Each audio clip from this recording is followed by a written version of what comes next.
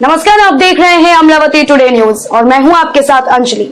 आइए देखते हैं आज का मुख्य समाचार। येवदा पुलिस स्टेशन को पहली बार किसी ग्रामीण क्षेत्र से ISO प्रमाण पत्र मिला है। इसका उद्घाटन अमरावती जिला ग्रामीण पुलिस अधीक्षक अविनाश बरगल ने किया। उन्हें भविष्य के लिए शुभकामनाएं दी, इसलिए येवदा पुलिस की हर तरफ तारीफ हो रही है। येवदा पुलिस थाना अमरावती जिले का एकमात्र पुलिस थाना है जिसका क्षेत्रफल सबसे अधिक है। करीब 8.5 एकड़ का क्षेत्र कंटीली झाड़ियों से आच्छादित है। यहाँ एक सुसज्जित थाने भवन आवासीय भवन है और पुलिस कर्मियों की मदद से शुरू किया गया थानेदार अमूल बच्चों ने गिरे हुए क्षेत्र की सफाई की और यहाँ 240 मीटर के रनिंग ट्रैक का निर्माण किया और विभिन्न उपयोगी पेड़ भी लगाए। मौजूदा हनुमान मंदिर, पुलिस स्टेशन भवन आदि को भी बदल दिया गया। हर दिन लड़के और लड़कियाँ यहाँ पढ़ने के लिए आते हैं और अमूल बच्चों भी उनकी शिक्षण कक्षाएं लेते हैं। छात्रों को अध्ययन करने और सफल होने के लिए अभ्यास करने के तरीके के बारे में मार्गदर्शन करते हैं।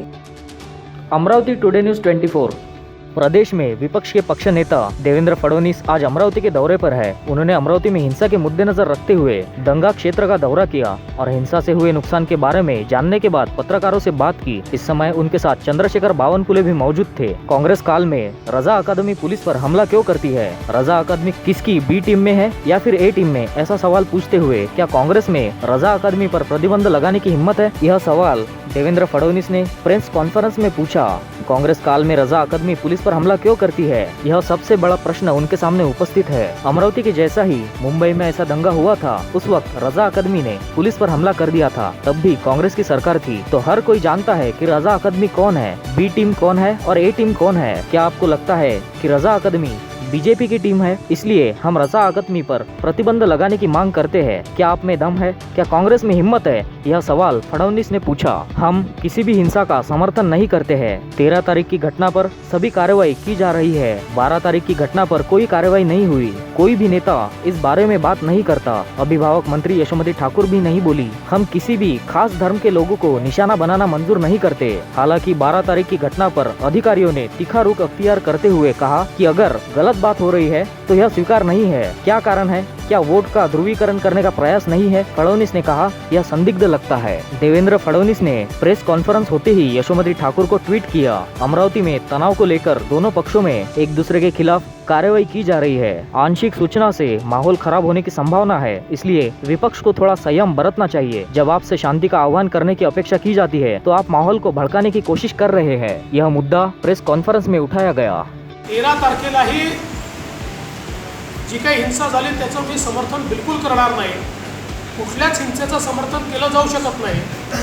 पण हे सांगण्याचं कारण याकरता आहे की आत्ता राज्य सरकारमधले अधिकारी, अमरावती जिल्ह्यातले मंत्री, पालकमंत्री सगळे 12 तारखेची घटना डिलीट करून केवळ 13 तारखेची घटना जणू काही स्टँड अलोन घटना आहे अशा प्रकारचं चित्र जे तयार करताय ते चित्र चुकीचं आहे। 12 तारखेची घटना डिलीट करता येत नाही। 12 तारखेची घटना घडली नसती तर 13ची घटना घडलीच नसती आणि म्हणून आता सगळी कारवाई जी चाललेली आहे ही 13 तारखेच्या घटनेवर चाललेली आहे। 12 तारखेच्या घटनेवर कुठली कारवाई नाही आहे। त्याच्यावर एकही सरकारी पक्षाचा नेता बोलायला तयार नाही आहे।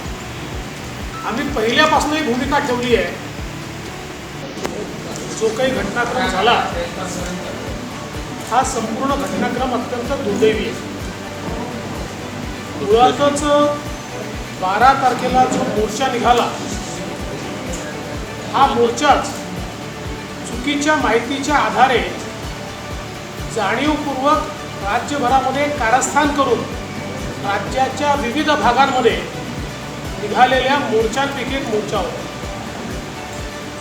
त्रिपुरामध्ये ज्या घटनाच घडल्या नाहीत त्या घटनांचे सोशल मीडियावर फेक अशा प्रकारचे क्रिएटिव्ह तयार करून आणि त्यातनं कुठेतरी त्रिपुरामध्ये अल्पसंख्याक समाजावर हल्ला झाला आहे, मशिदी तोडण्यात आल्या आहेत, अशा प्रकारचा एक फेक नरेटिव्ह तयार करण्यात आला। आपल्याला कल्पना आहे की त्यानंतर त्याचा पर्दाफाश झाला। जी मशीद जळते असं दाखवण्यात आलं ते CPIMचं एक ऑफिस होतं की ज्याला आग लागली होती त्याचे फोटो होते सारे के सारे बीजेपी के लोग एक साथ जाकर जेल भरो करेंगे, क्योंकि अगर सरकार की मंशा यही है कि हम लोगों को जेल में डालना है तो हमारे लोग भी उसके लिए तैयार है। और हम ये चाहते हैं कि अमरावती और महाराष्ट्र में शांति बनी रहे, अमन चैन बना रहे, कोई भी अलग अलग विचारों के धर्मों के लोग एक दूसरे के सामने ना आए, और इसी में सबकी भलाई है। मैं सरकार से दरख्वास्त करना चाहता हूँ, 12 तारीख की घटना के पीछे का षड्यंत्र ये जब तक आप नहीं ढूंढोगे तब तक 13 तारीख की घटना तक आप नहीं पहुंच पाओगे। इसलिए षड्यंत्रों को भी सरकार को ढूंढना पड़ेगा और बिना किसी राजनीति के इसके ऊपर कारवाई करनी पडेगी, ही हमारी माग आहे। आमचं मत असं आहे की एकूणच या सगळ्या घटनेच्या खोलात जर आपण गेलो नाही आणि केवळ 13 तारखेवर फोकस केला तर 12 तारखेसारख्या घटना घडत राहतील आणि विनाकारण चुकीचं असलं तरी 13 तारखेसारखं रिॲक्शन की त्याच्यावर होऊन अशांतता ही प्रस्थापित होत राहील।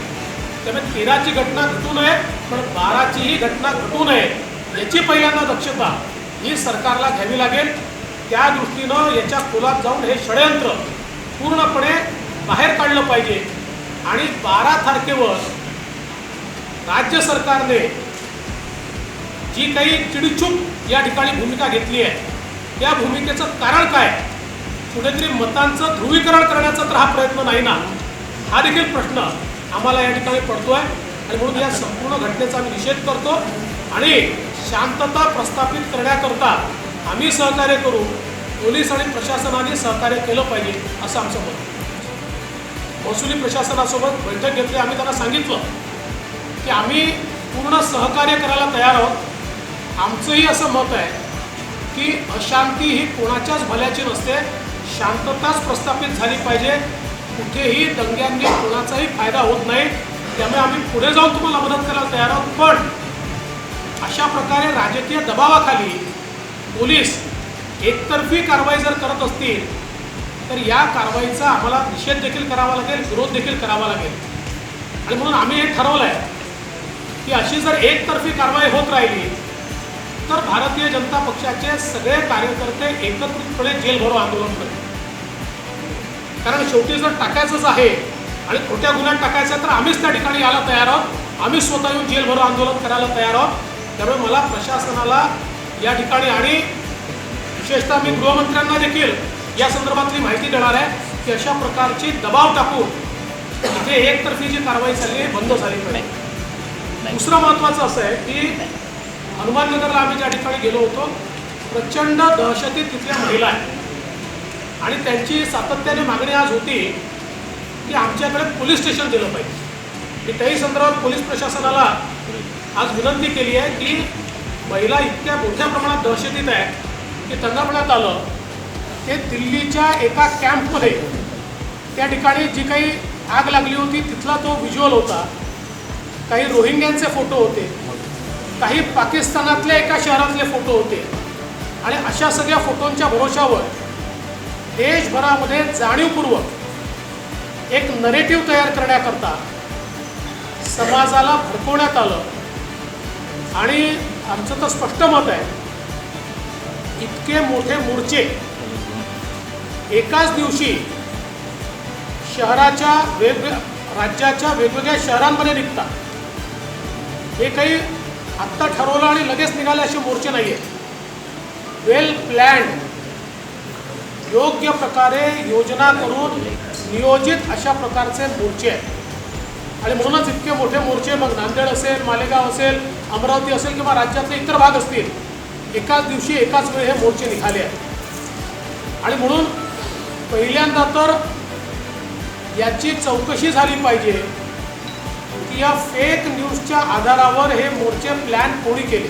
12 तारीख की घटना को डिलीट कर रहे हैं और केवल 13 तारीख की घटना को हाईलाइट कर रहे हैं, ये गलत है।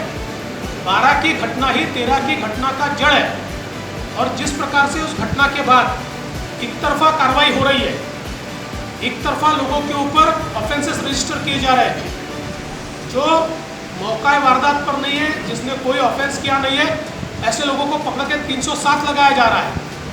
लोगों के बेल होने के बाद रोज नए ऑफेंसेस लगाए जा रहे हैं। एक ही व्यक्ति पर 4-4 पुलिस स्टेशन में सेम ऑफेंस लगाया जा रहा है। तो एक प्रकार से दमनकारी नीति ये सरकार की ओर से की जा रही है।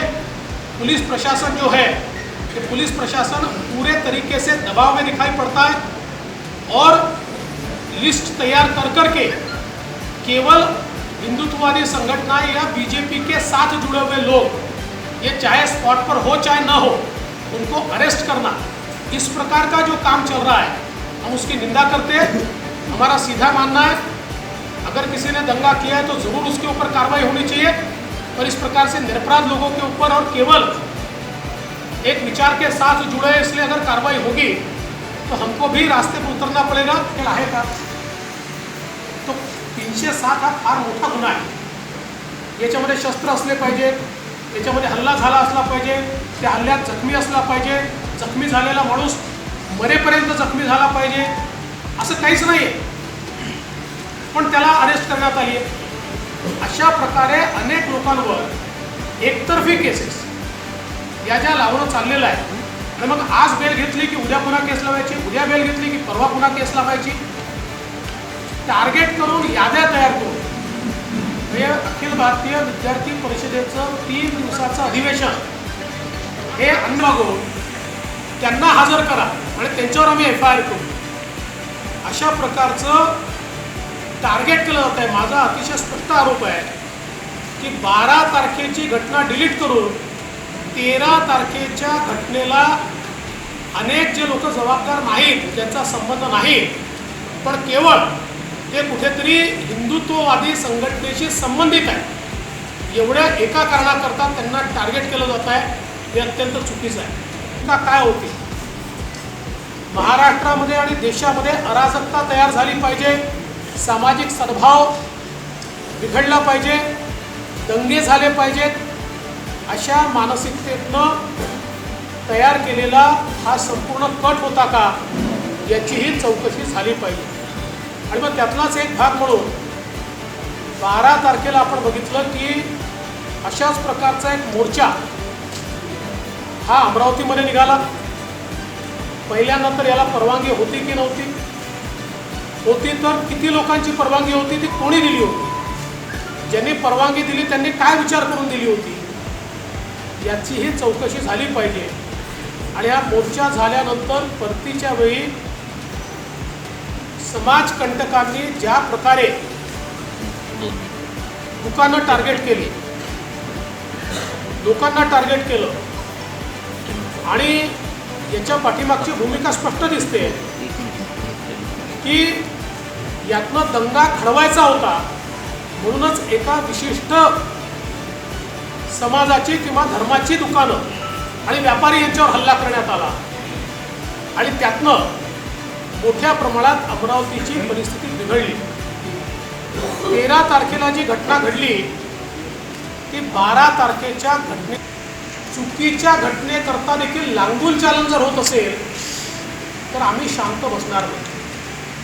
आणि आता जे आपण या ठिकाणी बघतोय, एकीकडे अशा प्रकारे न घडलेल्या घटनेवर टार्गेट करायचं आणि त्यानंतर दुसऱ्या दिवशीच्या घटनेकरता पूर्णपणे ज्या प्रकारची कारवाई वन साइडेड चालली आहे, एका साईडला चाललेली आहे, हे देखील योग्य नाही आहे। भारतीय जनता पक्षाच्या नेत्यांना अटक झाली, कार्यकर्त्यांना अटक होऊन राहिली, आमच्या कार्यकर्त्यांना त्या ठिकाणी फिजिकली मारण्यात येत आहे। एकाच घटनेकरता 4-4 पोलीस स्टेशनमध्ये त्या ठिकाणी FIR नोंदवली जातात। आम्ही मसानगंजला गेलो होतो, तिथे एक महिला मला भेटली, तिने सांगितलं की माझा मुलगा जो आहे हा आपली गाडी आत ठेवत होता, कारण मॉब येत होता, गाडीची तोडफोड होईल म्हणून त्याला बाहेर पोलिसांनी काढलं आणि काढून त्याला घेऊन चालले होते। मी त्यांना हातपाय जोडले तर त्यांनी सांगितलं काही नाही, आम्ही पोलीस स्टेशनला नेतो आणि मग याला सोडून देऊ, आणि नंतर घेऊन त्याच्यावर 307 लावू। जो घटना घटी मूल रूप से 12 तारीख को एक मोर्चा यहाँ पर निकला। त्रिपुरा में जो घटना ही नहीं घटी, ऐसी घटना को फेक क्रिएटिव्स के माध्यम से लोगों में फैलाकर एक मोर्चा निकाला गया। किंतु मैं इस मोर्चे को एक बड़े षड्यंत्र का भाग मानता हूँ। क्योंकि एक ही समय महाराष्ट्र के भिन्न भिन्न शहरों में इतने बड़े बड़े मोर्चे निकलते हैं, इसका मतलब इसके पीछे कोई ना कोई मंशा है, कोई ना कोई प्लानिंग है जिसके कारण ये मोर्चे निकले। और मोर्चे समाप्त होने के बाद जिस प्रकार से लोगों को टारगेट किया गया और विशेष रूप से एक धर्म के लोगों को उनके दुकान तोड़े गए, उनके ऊपर हमले किए गए, इस घटना के कारण 13 तारीख को उसकी एक रिएक्शन आई। इस रिएक्शन का भी हम समर्थन नहीं करेंगे, कोई हिंसा का समर्थन नहीं करेंगे, लेकिन 13 तारीख की घटना को 12 तारीख के मद्देनजर ही देखना पड़ेगा। अमरावती टुडे न्यूज़ 24 जिला परिषद शिराड़ा यहाँ पर वैक्सीनेशन कैंप का आयोजन किया गया था। यह वैक्सीनेशन कैंप दिनांक 21 नवंबर 2021 को सुबह 10 बजे से जिला परिषद उर्दू शाला यहाँ पर संपन्न हुआ। इस कार्यक्रम में सरपंच कुमारी अंकिता मिलिंद तायडे, उन्हीं के साथ साथ उप सरपंच अनिकेत खाड़े यह मौजूद रहे।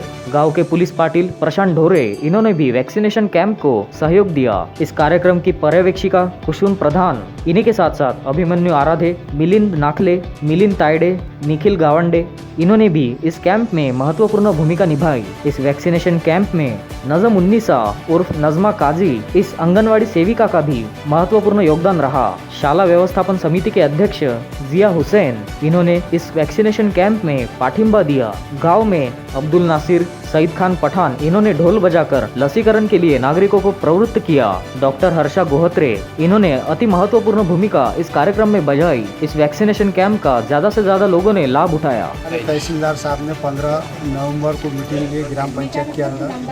उसके अंदर उन्होंने ये जानकारी की है कि भाई हर वार्ड में जो है 100% लसीकरण होना चाहिए। और लसीकरण से ज़्यादा फ़ायदा ये है कि अगर जो कोरोना की तीसरी लाट कभी आई भी तो उसमें इसका फ़ायदा ये होगा कि जो लसीकरण लेंगे उनको ये ज़्यादा इफेक्टिव नहीं होगा।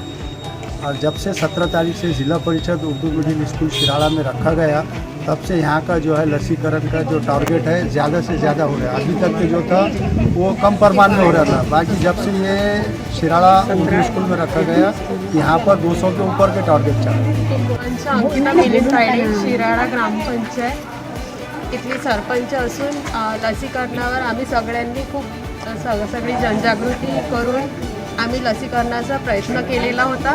सगळ्यात आधी जेव्हा लसीकरण सुरू झाले तेव्हापासून आमच्या गावात लसीकरण सुरू आहे, पण आधी स्टार्टिंगला जास्त प्रतिसाद नाही मिळाला आणि नंतर आता 15 नोव्हेंबरपासून जशी तहसीलदार, पटवारी, अंगणवाडी सेविका, आशा वर्कर, PSC कर्मचारी आणि ग्रामपंचायत सदस्यांनी जशी आम्ही सगळ्यांनी एकजूट राबवलेली आहे की जास्तीत जास्त लसीकरण झालं पाहिजे। आणि शासनाने जो निर्णय काढलेला आहे की 1 नोव्हेंबरपासून तर 30 नोव्हेंबरपर्यंत आपल्या गावातले लसीकरण 100% करण्यात यावी, यासाठी आमचा चांगला प्रयत्न सुरू झालेला आहे। जेव्हापासून तहसीलदाराची अशी मीटिंग झालेली आहे त्यानंतर लसीकरणाचे खूप वेग वाढलेले आहे। रोज आमच्या गावात जसे 300-400 लसीकरण होतात। आतापर्यंत 3 सेशन झाले आहेत। त्या 3 सेशनमध्ये पण लोकांनी खूप चांगला प्रतिसाद दिला आहे आणि मी पण असे व्हिडिओ करून त्यांना सांगितलेले आहे की लसीकरण हे तुमच्या हेल्थसाठी अफेक्टिव्ह नाही आहे, ते म्हणजे चांगली ते आपल्या हेल्थसाठी इफेक्टिव्ह आहे। जर कोरोना जरी आला तरी जर तुम्ही लसीकरण घेतले तर कोरोनामध्ये जर तुम्हाला झाला तर तुम्ही जास्त सिरियस नाही बनू शकत, तुम्हाला ते हेल्प करू शकते। आणि सगळ्यात मेन म्हणजे जे डायबिटिक, हाय BP वाले, लो BP वाले जे पेशंट आहेत त्यांच्यासाठी स्पेशल लसीकरण हे आवश्यक घेतले पाहिजे।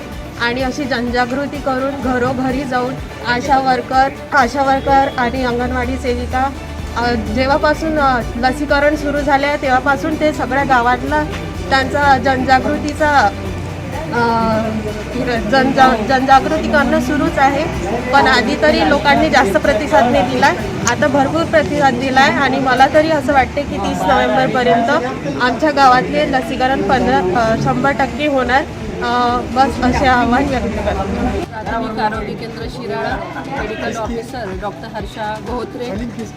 आज फार अतिशय आनंद होत आहे की ज्या व्हॅक्सिनेशनमध्ये आम्ही बसायचो 10 पासून तर 4 पर्यंत, तर आम्हाला असं बसावं लागे की केव्हा येतील लोक, केव्हा येतील. पण 17, 19 आणि आजची 21 या 3 दिवसामध्ये या वार्डमध्ये आत्ताच तुम्हाला सांगितलं असेल की एवढं भरभरून प्रतिसाद मिळाला की ज्या स्त्रिया घराच्या बाहेर येत नव्हत्या त्या स्त्रिया आज आल्या आणि त्यांनी व्हॅक्सिनेशन पूर्ण केलं. तर 2 यामध्ये असते कोविशिल्ड आणि कोव्हॅक्सिन. तर बरेच लोकांचं मत असते की आम्ही कोव्हॅक्सिन घेतो, कोविशिल्ड घेत नाही. कोविशिल्ड आणि कोव्हॅक्सिन काही वेगळं नाही आहे, परंतु 2मध्ये अंतर आहे. एक कोव्हॅक्सिनमध्ये 30 दिवसाचं अंतर आहे आणि कोविशिल्डमध्ये 84 दिवसाचं अंतर आहे. त्या 2 अंतरामध्ये ज्याला जी व्हॅक्सिन पाहिजे ती आम्ही त्यांना म्हणतोय की तुम्हाला जी घ्यायची असेल ती घ्या, दोन्ही चांगल्या आहेत, त्याच्याबद्दल काही दुमत नाही. परंतु आपलं व्हॅक्सिनेशन होणं हे अतिशय महत्त्वाचं आहे. कारण आज तुम्ही सांगितलं असेल, आमच्या मॅडमनी सांगितलं की हे कंपल्सरी केलं आणि प्रत्येक गोष्ट जरी आपल्याला कंपल्सरी आर्थिक बाबतीत असलं तरी असं नाही, शरीरापर्यंत जे लंग्स हा भाग इफेक्ट आपल्या कोविडसाठी आहे तो लंग्सपर्यंत पोहोचत नाही आणि लंग्सचा जेव्हा आपण स्कोअर बघतो तो वाढलेला असतो. परंतु 2 व्हॅक्सिन जर झालं, अँटीबॉडीज जर तयार झाल्या तर आपलं लंग्सपर्यंत आपण फार दूर जात नाही आणि आपला आजार तात्काळ हा बरा होतो. म्हणून जास्तीत जास्त लोकांना आम्ही आवाहन केलं. बरेच लोक आमच्याजवळ यायचे की मला डायबिटीज आहे, मला शुगर आहे, मला थायरॉईड आहे, मला असा आजार आहे. परंतु कोणत्याही आजाराला जर त्याचा आजार झाला असेल, ऑपरेशन झालं असेल, औषधी उपचार व्यवस्थित सुरू असेल तरी सर्व लोकांना हे व्हॅक्सिनेशन घेता येते. म्हणून आम्ही वारंवार सांगू, आज आमच्या गावातील प्रत्येक व्यक्ती, तो डायबिटीज असो, हायपरटेन्शन असो, थायरॉईड असो, प्रत्येक व्यक्ती आमचा व्हॅक्सिनेशननी पूर्ण होत आहे. 8,532 लोकसंख्या आहे आणि आम्ही 7,000पर्यंत आमचं शिखर गाठलेलं आहे आणि या 3 दिवसामध्ये आम्ही 300 करून असंही 1,000पर्यंत पोहोचलेलो आहोत. परंतु आम्हाला सर्वात महत्त्वाचं म्हणजे या वार्डामध्ये आमचे जे भैया लोक आहेत त्यांनी आमच्याकडे ते मांडलं की आपण या वार्डात जर घेतलं तर आपलं व्हॅक्सिनेशन होईल आणि खरंच या व्हॅक्सिनेशनचा पूर्ण फायदा आम्हाला झाला. असाच फायदा पूर्ण गावात झाला पाहिजे आणि आमचे सर्व स्त्रिया, पुरुष, युवक, युवती पूर्ण व्हॅक्सिनेशन पूर्ण होईल हेच आमची सदिच्छा. देखो, मैं नजमा काजी आंगनवाड़ी सेविका शिराला यहाँ से बात कर रही हूँ. जब से हमारे वार्ड के अंदर लसीकरण केंद्र रखा गया तब से सबसे ज़्यादा बेनिफिट अगर देने वाला कोई है सामाजिक कार्यकर्ता तो वो सईद का पठान और नासिर भाई. इन दोनों की वजह से हमारे गांव का माहौल एकदम से चेंज हो गया. रातों रात सईद भाई, नासिर भाई, हम आंगनवाड़ी सेविका और हमारे यहाँ के और भी दीगर कार्यकर्ता हम लोग रात भर पूरे एरिया में घर घर घूमे, सबको समझाए, मौलवियों को समझाए और इन लोगों ने अनाउंस भी किया माइक के अंदर कि भाई कोरोना लस लेना चाहिए. इसकी वजह से अगर जैसा कि सईद भाई ने बताया कि तीसरी लट अगर आती है तो हम इसमें इफेक्टिव नहीं होंगे, क्योंकि इसकी वजह है कि लस अगर लेते हैं तो कोरोना नहीं होगा, इसकी गारंटी नहीं है. लेकिन लस अगर लेते हैं तो कोरोना से बचने का उपाय हमारे शरीर के अंदर उतनी रोग प्रतिकार शक्ति निर्माण होती है कि हम उससे लड़ सकते हैं और कोरोना से बच सकते हैं. हमने देखा कि कई सारे हमारे करीबी रिश्तेदार जब कोरोना हुआ था तो अच्छे लोग जिनकी गारंटी नहीं थी वो लोग हमें छोड़कर चले गए. यही हमने वार्ड में समझाया, ये सब लोगों के समझ में आया और हमारे इलाके में जब से लसीकरण लिया गया तो टोटल मुस्लिम, यहाँ सबसे ज़्यादा मुसलमानों ने लसीकरण किया है. 3 दिन के अंदर 600 लोगों ने लस यहाँ पर ली है. मेरे हिसाब से जहाँ तक मेरा देखना है और मेरा मानना भी है कि विदर्भ में पहला हमारा ऐसा गाँव है जहाँ पे मुसलमानों ने इतना वैक्सीनेशन किया है. बस इतना ही बोलती हूँ और मेरे पूरे गाँव के मुसलमानों का धन्यवाद मैं आपके न्यूज़ चैनल के माध्यम से करना चाहती हूँ. तमाम मुसलमानों को आह्वान करना चाहती हूँ कि जैसा हमारे गांव ने सपोर्ट किया, हमारे यहाँ के सामाजिक कार्यकर्ताओं ने सपोर्ट किया, हमारे यहाँ के सरपंच ने सपोर्ट किया, आशा वर्कर ने सपोर्ट किया, इसी तरह से हर गांव में हर धर्म के, हर जाति के लोग एक साथ आएँ और सरकार को मदद करें, अपने आप की मदद करें, अपने परिवार की मदद करें. इतना ही बोलती हूँ और अपने शब्दों को विराम देती हूँ. धन्यवाद. Amravati today news 24.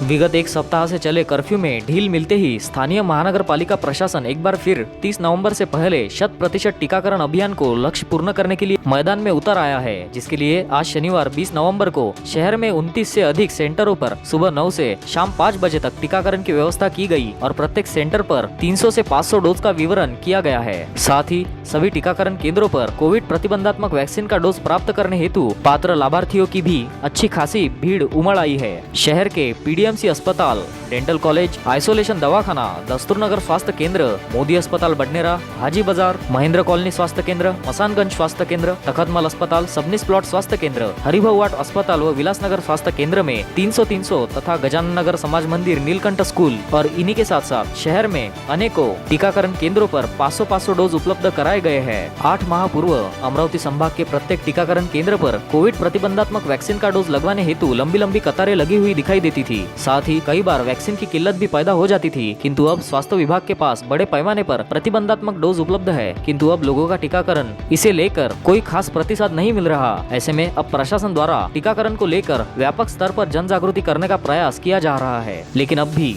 समूचे संभाग में करीब 40% नागरिकों द्वारा कोविड प्रतिबंधात्मक वैक्सीन का पहला डोज नहीं लगवाया गया है। बता दें कि अमरावती संभाग में वय वर्ष 18 से अधिक आयु वाले कुल 22,61,496 लाभार्थी है। टीकाकरण का अभी तीसरा चरण चल रहा है। ऐसे में इस अभियान के तीसरे चरण के दौरान टीका लगवाने हेतु सभी स्वास्थ्य केंद्रों पर नागरिकों की लंबी कतारें लग गई थी। मार्च से जून माह के दौरान स्वास्थ्य महकमे द्वारा बड़े पैमाने पर कोविड प्रतिबंधात्मक वैक्सीन के डोज उपलब्ध कराए जा रहे थे। इसके बावजूद लाभार्थियों की संख्या काफी अधिक रहने के चलते डोज की किल्लत पैदा हो रही थी। वहीं अब विगत 2 माह से कोविड संक्रमितों की संख्या में कमी आने के बाद नागरिकों द्वारा भी टीकाकरण को प्रतिसाद देना कम कर दिया गया है।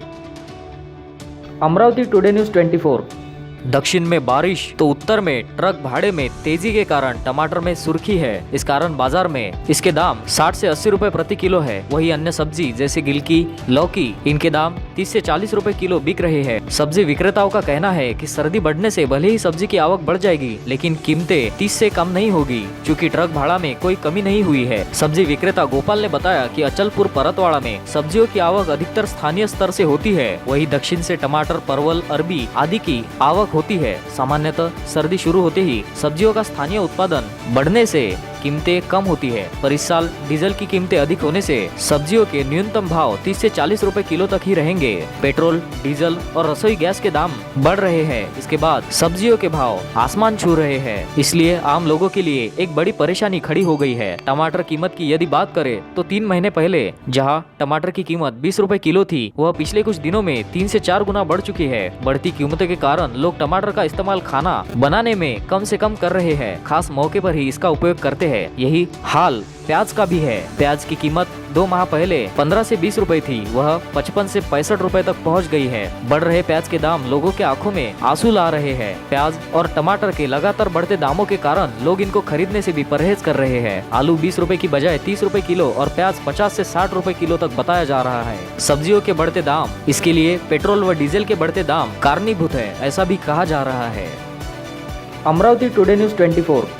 इस समय यद्यपि अमरावती शहर में हालात काफी हद तक सामान्य हो गए हैं और सभी समुदाय के लोग विगत शनिवार व रविवार को हुई घटना को भुलाकर अब नए सिरे से आगे बढ़ने की सोच रहे हैं। वहीं दूसरी ओर हालात पर बेहद पैनी नजर रखते हुए शहर पुलिस द्वारा अब भी समूचे शहर के विभिन्न इलाकों में कड़ा बंदोबस्त तैनात रखा गया है, जिसके तहत शहर में कुल 86 स्थानों पर फिक्स पॉइंट ड्यूटी लगाई गई है, जहाँ पर कुल 2727 कर्मचारी और पुलिस अधिकारियों का बंदोबस्त तैनात किया गया है। विशेष उल्लेखनीय यह है कि विगत शनिवार को बाहरी जिलों से बुलाई गई पुलिस एवं एसआरपीएफ की कंपनियों को अब भी शहर में ही तैनात रखा गया है। बता दें कि विगत शुक्रवार 12 नवंबर से अमरावती में हालात के तनावपूर्ण होने की शुरुआत हुई। पश्चात शनिवार 13 नवंबर को स्थिति पूरी तरह से बेकाबू हो गई। ऐसे में अमरावती शहर व ग्रामीण पुलिस को शहर के विभिन्न इलाकों में बंदोबस्त के लिए तैनात करने के साथ साथ वर्धा, अकोला, नागपुर शहर, नागपुर ग्रामीण व बुल्डाना पुलिस के साथ ही नागपुर, हिंगोली और जालना से एसआरपीएफ के प्लाटून अमरावती में बुलाए गए, जिनके जरिए अमरावती में हालात को काबू में किया गया। पश्चात हालात धीरे धीरे सामान्य होने के मद्देनजर वर्धा पुलिस के दल को वापस भेज दिया गया है। वहीं अन्य सभी पुलिस अधिकारियों व कर्मचारी अब भी अमरावती शहर में तैनात है और संवेदनशील इलाकों में लगातार गश्त जारी रखे हुए हैं। पूरे शहर में कड़ा बंदोबस्त लगाया गया है। इस बंदोबस्त में शहर पुलिस आयुक्त डॉक्टर आरती सिंह व जिला पुलिस अधीक्षक अविनाश बारगल सहित 4 डीसीपी और अनेक जवान तैनात है। बहुत से फिक्स पॉइंट ड्यूटी लगाते हुए जबरदस्त बैरिकेडिंग की गई है और परिसर से गुजरने वाले हर व्यक्ति व वाहन की कड़ाई से जाँच व पूछताछ की मानी जा रही है। उल्लेखनीय यह है कि विगत 12 व 13 नवंबर को हुई हिंसा, तोड़फोड़ व आगजनी के बाद अमरावती शहर में कर्फ्यू लागू करने के साथ ही इंटरनेट बंदी भी लागू की गई थी ताकि अफवाहों को फैलने से रोका जा सके। लेकिन अब जहाँ गत रोज इंटरनेट बंदी को हटा लिया गया, वही आज शनिवार 20 नवंबर की सुबह 9 बजे से दिन के समय कर्फ्यू को हटा दिया गया है। ऐसे में पुलिस द्वारा पूरी मुस्तैदी के साथ हर छोटी बड़ी घटना व गतिविधि पर नजर रखी जा रही है ताकि दोबारा किसी भी तरह के तनाव अथवा टकराव की स्थिति न बने। Amravati today news 24। आज के समाचार अब समाप्त हुए। फिलहाल के लिए इतना ही और देखते रहिए अमरावती टुडे न्यूज।